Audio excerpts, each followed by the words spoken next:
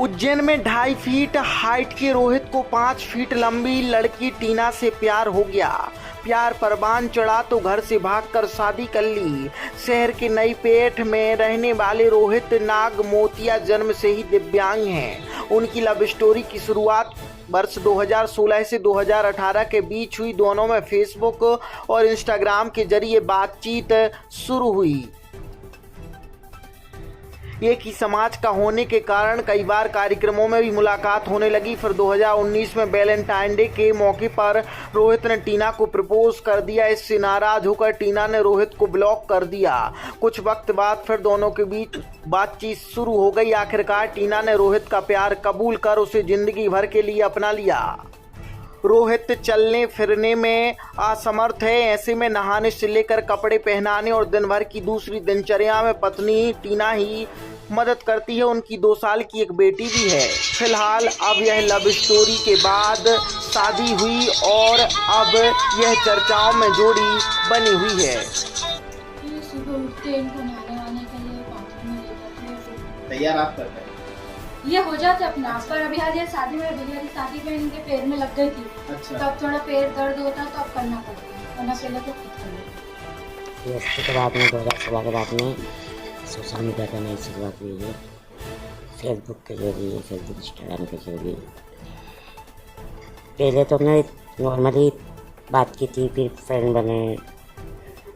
Friend बनते बनते धीरे धीरे प्यार बढ़ा। फिर हमने शादी का फैसला लिया दोनों ने। फिर लॉकडाउन लग गया तो फिर मैंने क्या लेने तो इनकी एज भी कम थी, तो मैंने क्या फिर इनकी एज हो गई तो फिर लॉकडाउन लग गया। उसके बाद में फिर हमने सोचा मैंने अब कर लेते। हम पहले ओपन नहीं थे, फिर हमने सोचा कि अब करना है तो ओपन हो जाते। हमने हमारे घर वालों से बात की। हमारे घर वालों ने मना कर दिया कि हम तेरी खुशी के लिए किसी लड़की की ज़िंदगी खराब नहीं कर सकते। तो मैंने ठीक है, पर मैंने ये भी बोला था मैंने कि उसमें ज़िंदगी ख़राब करने वाली तो कोई बात नहीं है। ही लड़की खुद करना चाहती है उससे, मैं तो सिर्फ इससे नहीं बोल रहा हूँ। फिर भी मेरे घर वालों ने मना कर दिया। जैसे इनने भी इनके घर पे बात करी थी तो इनके घर वालों ने भी यही बोला कि वो लड़का ऐसा है, तुम कैसे क्या रहोगे। बस तो फिर हम फिर नॉर्मली हो गए। मैंने क्या चलो, फिर हमने इनको बहुत समझा कि रहने नहीं करते अपन, सही तो बात है घर वालों की, पर ये बोले कि नहीं अपनों को करना है। तो मैंने फिर एक ठीक है समझते हैं।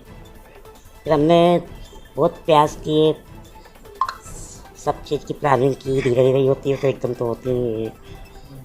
पेमेंट की व्यवस्था की, दोस्तों लोगों से बात की, क्योंकि घर वाले तो मान नहीं रहते। तो दोस्ती है, दोस्ती होते फिर तो जो भी होते हैं बाहर के दोस्त लोगों से बात की। फिर उन्होंने भी आगे प्रयास किया कि वाकई में करना चाहिए नहीं। आगे पूछा को होती है कि फिर हमने प्लानिंग करी। फिर हम यहाँ से गए। हमने इनको एक रात पहले तक भी समझाया था जब भगने का था कि रहने देते।